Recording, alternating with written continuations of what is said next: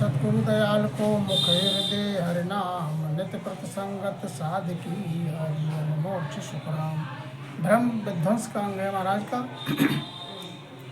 तो मन की ब्रह्मा शिव कहे, मन की कहे अवतार, मन की कहे सिको तेरी, कहे अनुसुईया नाम, कहे अनुसुईया नार पराक्रम पहुँच सारा, आठ सिद्ध नौ नित्य जके करता की लारा। सुखराम कहे केवल नहीं जाको कहा विचार, मन की ब्रह्मा शिव कहे, मन की कहे अवतार। तो महाराज समझाते हैं कि मन की बात जानने वाले बताने वाले तो संसार में बहुत हैं। ब्रह्मा और शिव ये मन की बात जानते हैं, आगे पीछे की बात जानते हैं। मन की कहे अवतार, जो अवतार लेकर आए, जिनका अवतार हुआ, वो भी सब बात जानते हैं आगे पीछे की मन की। मन की कहे सिकोत्री, और सिकोत्री जो थी वो भी मन की बात जानती थी। सामने अमुक व्यक्ति आया, उसके मन में क्या विचार है, क्या प्रश्न लेकर आया है, ये पहले से उनको ज्ञात हो जाता था। कहे अनुसुईया नार, और जो माता अनुसुईया थी उनको सती की उपाधि है, उनको भी मन की बात की समझ थी, जानकारी थी। एक दृष्टांत आता है कि नारद जी ने ब्रह्मा विष्णु महेश की तीनों की भार्या को उन्होंने भ्रम में डाल दिया, भ्रम पैदा कर दिया।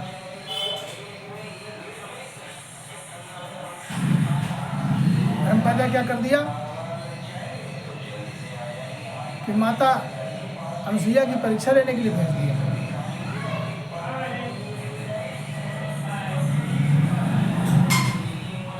हमने कहा हम तो हमसे कितना प्रेम करते हो, तो माता अनुसुईया के पास जाओ और उनसे भिक्षा लेकर आओ। तो माता अनुसुईया के पास पहुँचे ब्रह्मा विष्णु महेश। उन्होंने कहा माता भिक्षाम दे। याचक बन के पहुँचे, तो उन्होंने कहा भोजन। तो उन्होंने कहा भोजन तुम्हारे यहाँ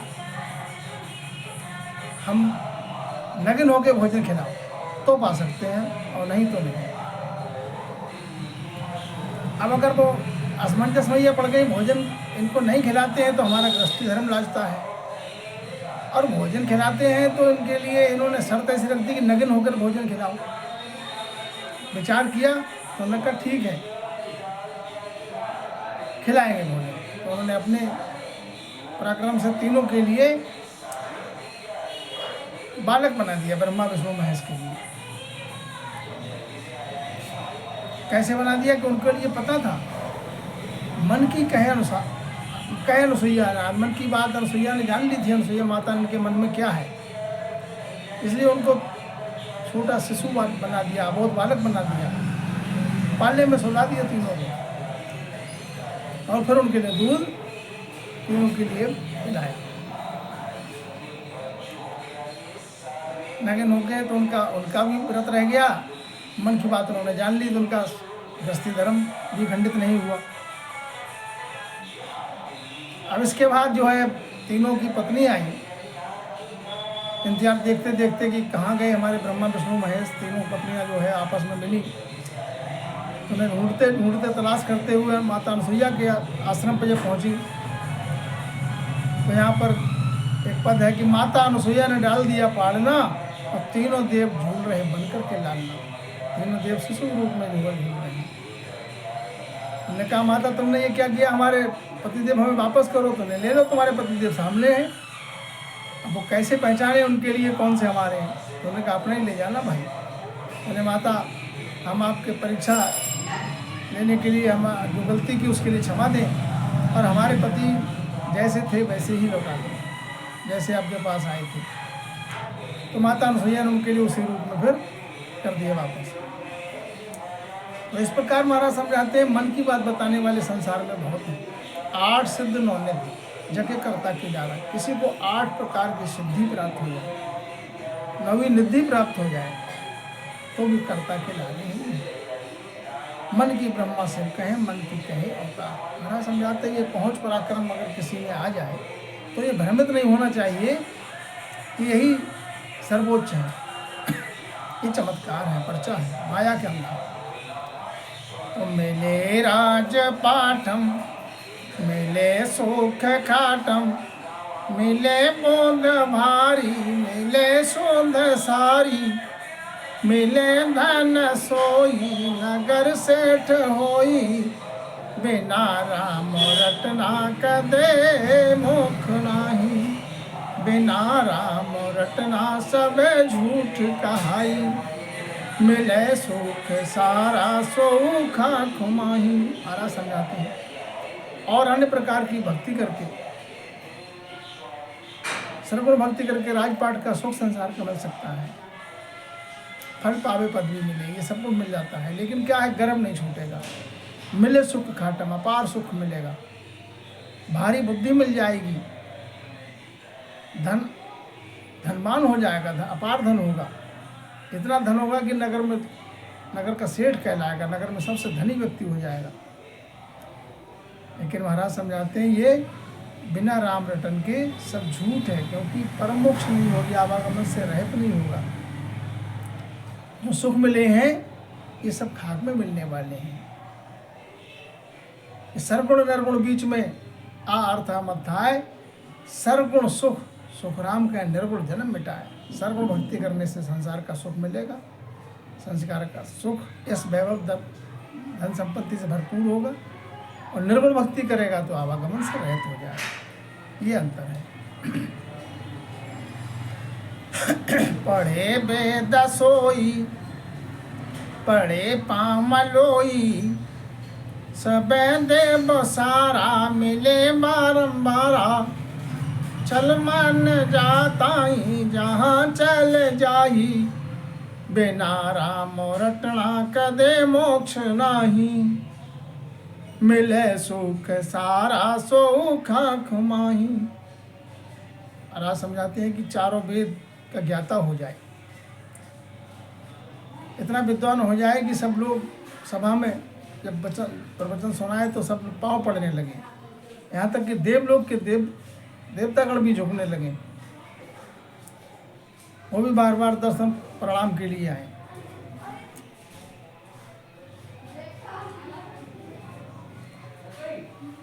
अब महाराज समझाते हैं मिले बारंबार, चल मन ताई जहाँ चल जाए, जहाँ मन में विचार आया तो पलक झपकते ही अमुक जगह पे पहुँच जाते हैं। लेकिन बिना राम रटन के मोक्ष नहीं, ये पहुँच पराक्रम तो मिल जाते हैं नवदा भक्ति करने से, सर्वगुण भक्ति करने से, लेकिन आवागमन से रहित नहीं होता है। मिले सुख सारा सो खाक माही, बिना राम रटना कदे मोक्ष नहीं, बिना राम के रटन किए मोक्ष नहीं मिलेगी इस जीव के लिए। और जो संसार का सुख तुमको मिला है ये खाक में मिल जाएगा, देह खाक में मिल जाएगी। ये सुख कब तक है? जब तक देह है। गुणों बाहो भारी, गुणों बाहो भांति, करे मन खाती, कहे बात भारी, बड़े तपधारी, सूझे मन माही, लाख कोस ताही, बिना राम रटना कदे मोक्ष नाही, मिले सुख सारा सौखा को माही। भारी गुणवान हो सकता है, जो मन चाहे वो करके बता सकता है, सभा में भारी बात कह दे जिसकी बात को कोई पलटे ना। बड़ा तपधारी हो सकता है, मन के माया में उसके लाख लाख कोस तक की बात जो सूझने लगे, लाख कोस तक की क्या हो रहा है, अमुक व्यक्ति के मन में क्या है, ये सब बात उसकी समझ में आ जाए। लेकिन महाराज समझाते ये पहुँच पराक्रम देह तक का है, देह खाक में मिल जाएगी तो फिर पहुँच पराक्रम कुछ नहीं रहेगा। इसलिए महाराज समझाते हैं बिना राम रटना कदे मोक्ष नाही, राम नाम की रटन नहीं करोगे तो इस जीव के लिए मोक्ष नहीं मिलेगी, आवागमन से रहित नहीं होगा। महारूप पाया सब लक्ष्य आया, रमे पीव संगा करे ख्याल चंगा, दासी संग होई चपे पाम लोई, बिना राम रटना कदे मोक्ष नाही, मिले सुख सारा सुख माही। हमारा समझाते हैं सर्वण भक्ति करने से क्या है कि महारूपवान काया मिल जाएगी। जैसे कोई व्रत रहे, स्नान करे नित्य, उससे महारूपवान काया मिल जाती है, सब लक्षण आ जाते हैं। रमे पीप संगा, ये भी पहुँच पराक्रम आ जाता है। करे ख्याल चंगा, दासी संग होई, दास दासी बहुत अनेक राजपाट का वैभव मिल जाता है। दासी संग है बहुत, चप्पे पावलो, सेवा करने वाले बहुत हैं साथ में, लेकिन बिना राम रटन किए इस जीव को मोक्ष नहीं है। जो संसार में सुख प्राप्त हुआ, ये देह खाक में मिल जाएगी तो फिर सारे सुख ये भी नहीं है। गड़े ओढ़ जाई मनो बात पाई, चले काठ संगा हुए नाही भंगा, चले नीर सोई सिरे बाट होई, बिना राम रटना कदे मोक्ष नाही, मिले सुख सारा सुख खुमाही। हमारा समझाते हैं और पहुँच पराक्रम आ जाए, जमीन में गड़ जाए और फिर बाहर निकल आए, आसमान में उड़ के, आकाश मार्ग से उड़ के चलने लगे, पैदल चलने के बजाय उड़ के जाने लगे, पल भर में पहुंच जाए अमुक जगह पे, लाख कोस पे। सामने आने वाले व्यक्ति के मन की बात पहचान ले, जलती आग में कूद जाए फिर वापस निकल आए, उसके शरीर जो है आग में ना जले, ऐसा पहुंच पराक्रम हो जाए। नदी के जल पे जैसे पृथ्वी पे चलते हैं, ऐसे जल में उतर जाए, जल में चल जाए। ये सुख तो मिल सकते हैं, पहुंच पराक्रम आ सकता है सर्वगुण भक्ति करने से। महाराज समझाते हैं ये पहुंच पराक्रम कब तक है, मिले सुख सारा सुख आत्मा। ये देह जब प्राणांत हो जाएगा, ये जब देह खाक हो जाएगी तो सुख भी नहीं रहेगा कोई। इसलिए महाराज समझाते हैं बिना राम रटन किए, बिना राम नाम का भजन किए इस जीव को मोक्ष नहीं है, आवागमन से रहित नहीं। करे बहुत सेवा मिले आण देवा, सजय जोग सोई अखय जोग होई, देवे शेष कोची चढ़े पवन ऊंची, बिना राम रटना कदे मोक्ष नाही, मिले सुख सारा सुख खुमाही। इतना पहुंच पराक्रम हो जाए, बहुत सेवा करने वाले आगे पीछे चलते हैं। देवलोक के देवगण आकर मिलने लगे, दर्शन करने लगे, ये पराक्रम हो सकता है। कोई जोग की साधना करता है विधि से, तो जब तक ये युग है, संसार है, तब तक वो अखे रह सकता है, देह के लिए खे नहीं होगी उसकी। जब तक ये चांद सूरज पृथ्वी अंबर धरती अंबर आकाश है, तब तक वो देह के लिए रख सकता है, लेकिन महाप्रलय में उसको भी जाना पड़ेगा। तो ऐसे महाराज समझाते हैं, पवन को खींच लेके चढ़ा लिया ऊपर के लिए गगन पे, तो काल की पहुंच से दूर हो गया। जब तक सृष्टि है तब तक वो रह सकता है अपने शरीर से, लेकिन अंत में उसके लिए भी महाप्रलय में नहीं बचेगा। तो बिना राम रटन किए प्राणी को मोक्ष नहीं है। ये पहुंच पराक्रम तो मिल सकते हैं, संसार का सुख वैभव मिल सकता है।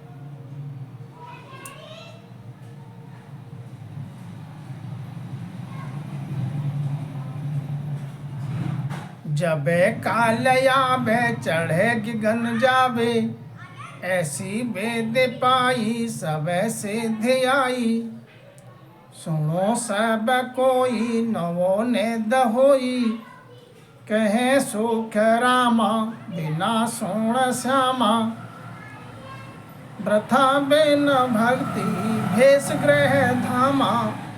अब संत सम्राट सदगुरु सुखराम जी महाराज समझाते हैं कि जो की साधना करके प्राण गगन में चढ़ा लेता है, तो जब काल आता है तो उसके पहुंच वहां तक नहीं होती है।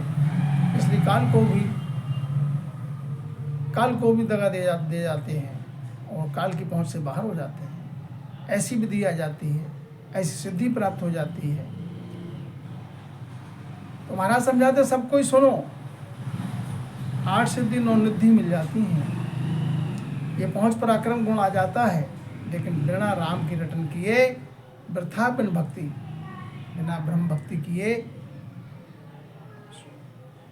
चाहे वो भेषधारी है, चाहे ग्रह में है, चाहे किसी धाम पे है, जब तक राम की रटन नहीं करता है तब तक वो निर्भय नहीं होता, आवागमन से रहित नहीं होता सज्जनों। अब अंग लक्षण धारण करने से महाराज समझाते हैं मोक्ष नहीं मिलती है।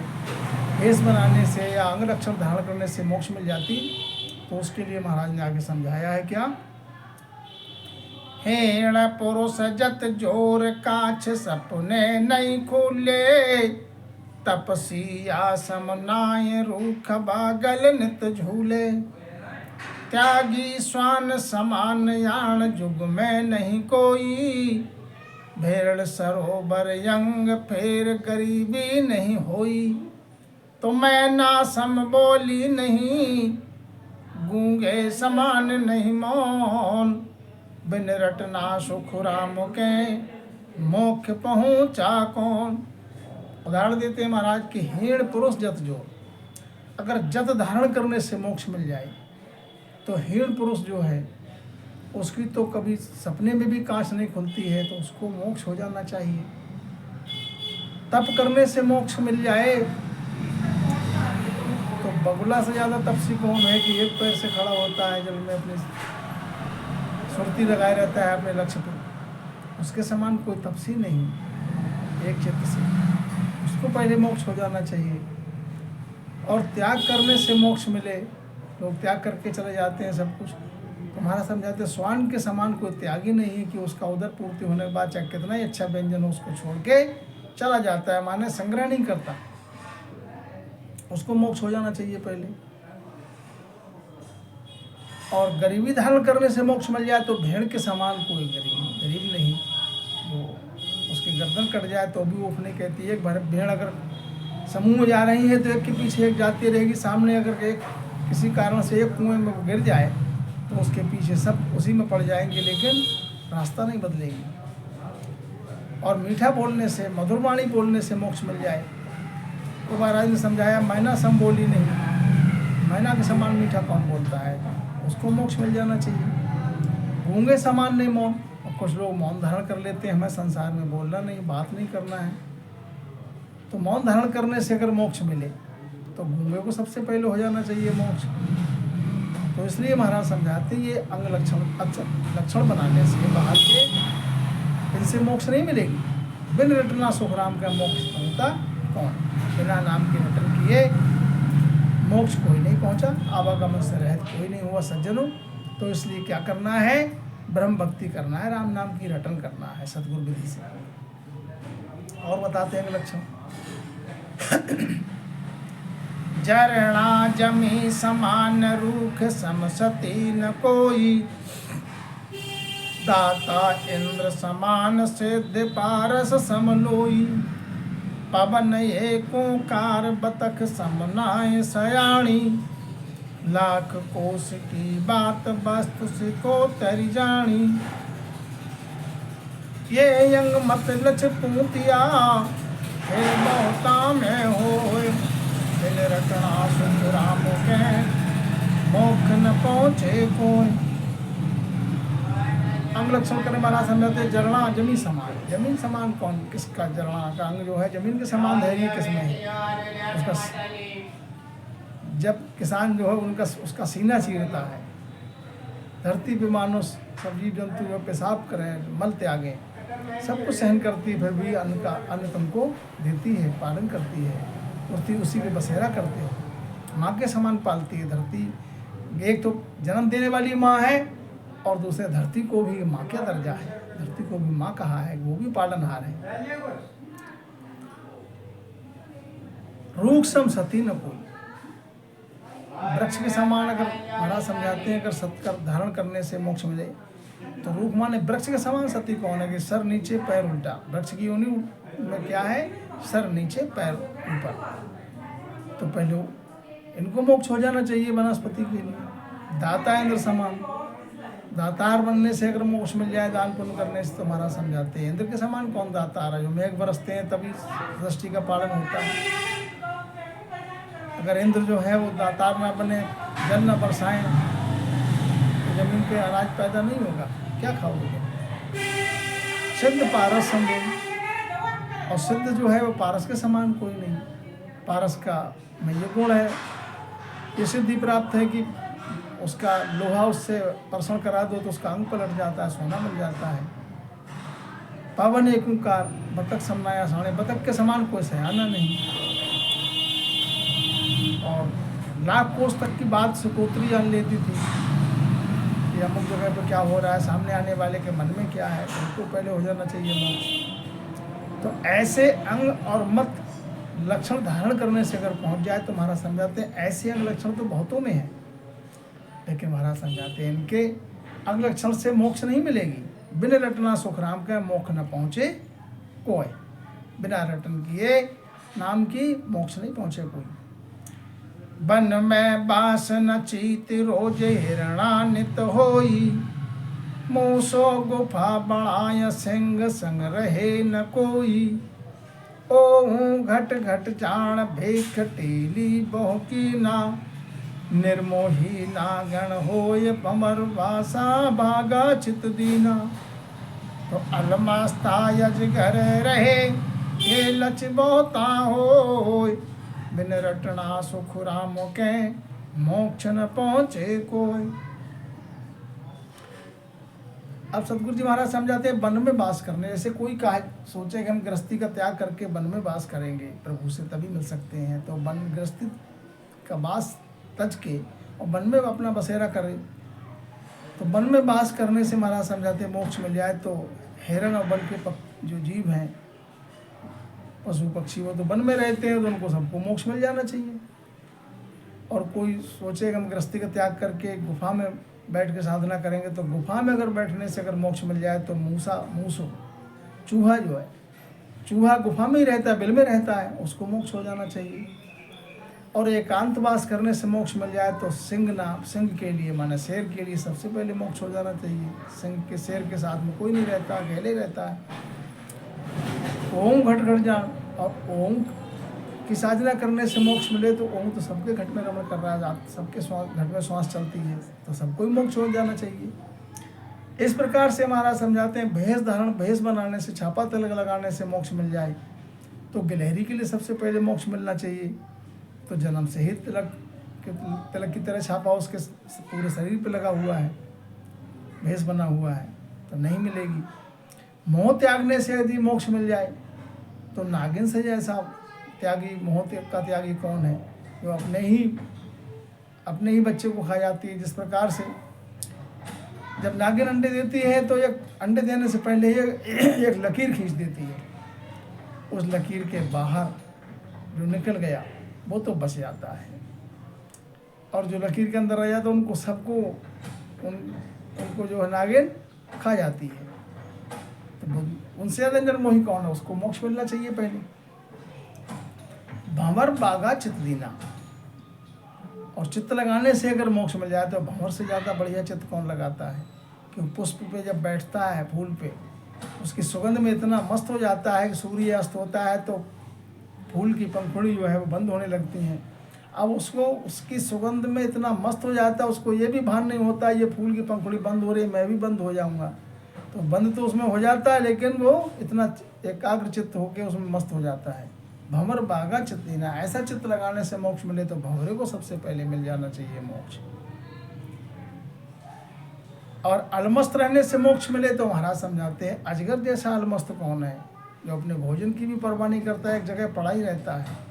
तो उसको प्रकृति ने, कुदरत ने ऐसी गहरी श्वास दे दी कि श्वास की जब अंदर को खींचता है तो इतना वेग होता है उसकी श्वास में, छोटे छोटे जीव जंतु सब उसकी श्वास के वेग में खींचे चले जाते हैं, उसके मुख का आहार बन जाते हैं। लेकिन वो चलने कहीं नहीं जाता अपने उदर पूर्ति के लिए। तो अलमस्त रहने से मोक्ष मिले तो अजगर को सबसे पहले मिलना चाहिए, महाराज समझाते हैं। तो ऐसे लक्षण और अंग तो बहुतों में है, बहुतों में है अंग लक्षण, इनमें से कोई पहुंचा मोक्ष। तो इसलिए सदगुरु सुखराम जी महाराज समझाते हैं, ये अंग बनाने से, लक्षण धारण करने से, भेष लगाने से मोक्ष नहीं मिलेगी। बिन रटना सुखराम का मोक्ष न पहुँचे को, बिना राम नाम के रटन किए मोक्ष नहीं पहुँचेगा कोई। तरक फरक ग्रह त्याग यह गरीबी बकमोनी, जंगल रोही गांव बास क्या ही दिस सोनी, कायर सूरा बैस बात ठट्ठा बहोई, दाता मूंजी जान मूठ मूरख नर नोई। तो लख 84 जून में सब लक्ष्य मत होए, बिन रटना सुख राम के मोक्ष न पहुँचे कोई।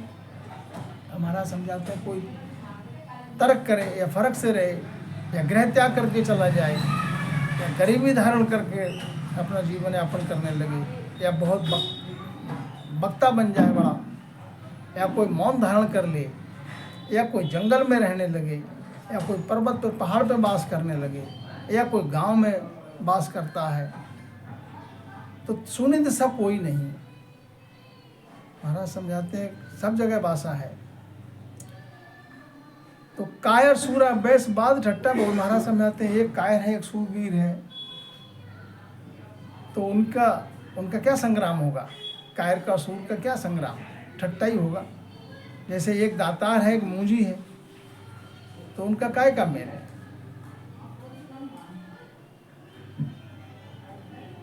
मूढ़ मूर्ख नर हुई लोही। महाराज समझाते एक मूढ़ है मूर्ख है तो उनका क्या मेल। इस प्रकार से जो मूढ़ है मूर्ख है उसको तो ऐसे डोलते रहते हैं। तो महाराज समझाते हैं ऐसे अंग लक्षण धारण करने से मोक्ष मिल जाए।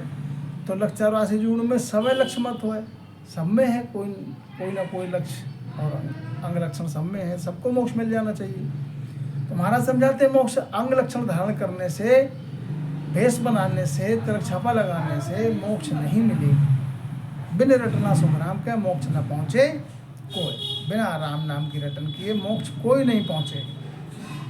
जब तक राम नाम की रटन करोगे नहीं तब तक ये आवागमन से जीव रहित होगा नहीं। अब क्या करने से क्या मिलता है ये समझाते महाराज। तप कर राज रूप तीरथ कर पर उपकार सहाई, जिग कर धन व्रत कर सुख संपत देह निरोगी पाई। जत कर जुगत सत्य कर कोई देवलोक में जावे, काशी कर वत झांप झुरे एक मन चिंतो फल पावे। करणी किया कसा बहुकाया सब फलदायक कीना, कै सुख राम नाम बिन रटिया फिर 84 दीना। इस प्रकार सतगुरु सुखराम जी महाराज समझाते हैं कि जीव के हाथ में है, वो जो चाहे वो करे और जहाँ जाना चाहे वहाँ जा सकता है। ये तेरे हाथ है। करणी जीव हाथ रे फल करणी के माए। करणी जीव के हाथ में प्रभु ने दी है, फल उस करणी में है। तप कर राज, कोई तप करता है महाराज समझाते क्या करने से क्या मिलेगा ये निर्णय दिया। महाराज ने किसी भी नौदा भक्ति 9 प्रकार की है, किसी भी प्रकार की भक्ति की निंदा नहीं की है। महाराज ने निंदा किसी की भी नहीं की है, सिर्फ एक निर्णय दिया है, निबेरा किया है, निर्णय दिया है कि कौन सी भक्ति करोगे तो तुमको क्या फल मिलेगा, क्या बन सकते हो। तप कर राज, कोई संसार में तप करता है तो उसको राजपाट का सुख मिलेगा अगले समय में। और रूप तीर्थ कर, और कोई तीर्थ पे जाता है, हिंदू धर्म में 68 तीर्थ बताए गए हैं, 68 तीर्थ पे स्नान भी करता है तो उसका फल क्या मिलेगा कि रूपमान काया मिलेगी। योनि जो भी मिले लेकिन काया रूपवान होगी। तो महाराज समझाते हैं ये जीव के हाथ है, वो जो चाहे सो बने। पर उपकार सहाय, तुम दूसरे की अपने का सहायता करोगे तो अड़ी पड़ी भी तुम्हारी सहायता हो जाएगी। जिग कर धन और जिज्ञ करोगे तो तुमको धन से भरपूर हो जाओगे, अपार धन मिलेगा अगले समय में। व्रत कर सुख संपत्ति, और कोई व्रत कर रहता है तो संसार का सुख मिलेगा, संसार का सुख मिलेगा, संपत्ति का सुख मिलेगा। और व्रत का एक फल और है, एक गुण ये है कि देह निरोगी पाई। व्रत रहने से क्या है, देह निरोगी रहती है। निरोगी देह इसलिए हो जाती है कि जो प्रकृति ने शरीर की रचना में जो मशीनरी बनाई है, एक दिन उपवास करने से, भोजन न लेने से उसको राहत मिल जाती है, तो उसमें बलिष्ठ रहती हैं सब। जत कर जुगत सत कर कोई देवलोक में जावे। महाराज समझाते कोई जत को धारण करता है ज्योति के सहित या सत्य पे रहता है तो वो देवलोक में पहुंच जाता है, ये वो गुण आ जाता है उसमें। लेकिन देवलोक में जो सुख यहाँ जितना किया है, दान पुण्य किया है, उतना भोग मिल जाता है। उसके बाद फिर संसार में आना होता है, थोड़े समय का सुख है। अपने सत्य पे कोई रहता है, जैसे राजा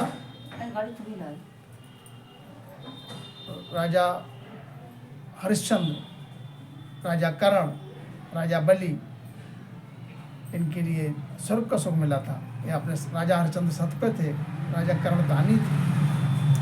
तो इस प्रकार से महाराज समझाते हैं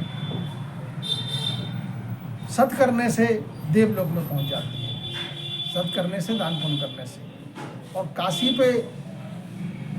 के में एक पराक्रम है, काशी में तो ये है कि काशी करबत झाप झोरे जो एक मन चिंतो फल पावे। वहाँ के काशी विद्वान बताते हैं यहाँ काशी पे आकर अपनी गर्दन के लिए कोई अपने हाथ से काट दे और उस समय जो चितवन करे तो उस चितवन का फल, एक फल उसको प्राप्त हो जाता है। जो चिंता करेगा, जो चितवन करेगा आखिरी श्वास में। इस प्रकार महाराज समझाते हैं संसार की करनी बहुत है। करणी किया कसा बहु काया सब फलदायक कीना। करणी नाना प्रकार की सेवा किया, पूजा किया, यज्ञ किए, तप किए, दान किया, पुण्य किया, तीर्थ किए, व्रत रहे, तो इनमें क्या है, सब फलदायक है। फल पावे पदवी मिले, गर्भ न छूटे को, फल मिल जाएगा, संसार का सुख मिल जाएगा, बड़ी से बड़ी पदवी मिल जाएगी। लेकिन सतगुरु सुखराम जी महाराज समझाते हैं कि कहें सुखराम नाम बिन रटिया फिर 84 दीना। अगर नाम की रटन नहीं करोगे राम नाम की तो फिर 84 में जाना पड़ेगा। सज्जनों, संसार में सभी लोग जानते हैं कि अंतिम समय में जब शमशान के लिए, अंतिम यात्रा में जाते हैं शमशान के लिए, तो चाहे किसी भी प्रकार की भक्ति करने वाला हो, चाहे दान पुण्य करने वाला हो, चाहे तीर्थ पे जाने वाला हो, नहाने वाला हो, व्रत रहने वाला हो, लेकिन शमशान पे जब जाते हैं अंतिम यात्रा में तो क्या बोलते हैं, राम नाम सत्य है। तो सत्य तो एक ही है, सत्य का तो कोई जोड़ा नहीं है। एक क्या है, वो नाम। कलयुग केवल नाम आधारा, एक नाम का ही आधार है। राम नाम सत्य है और सत्य बोले मोक्ष है। उस सत्य नाम को ही बोलोगे तभी जीव जो है आवागमन से रहित होगा और उसको मोक्ष मिलेगी। सज्जनों, इसके अलावा कोई साधन है नहीं। तो संतों ने समझाया है कि राम नाम सत मंत्र है, चौथे पद को जाए और मंत्र सुखराम का फिर होता खाए। जितने भी और मंत्र हैं तो उनमें फल मिलेगा, पदवी मिलेगी, गर्व नहीं छूटेगा। आवागमन से रहित होना है, गर्भवास की ताप से अगर बचना है सज्जनों, तो राम नाम की भक्ति करो सा, ऐसा महाराज समझाते हैं। बोलो राम जी राम, राम महाराज।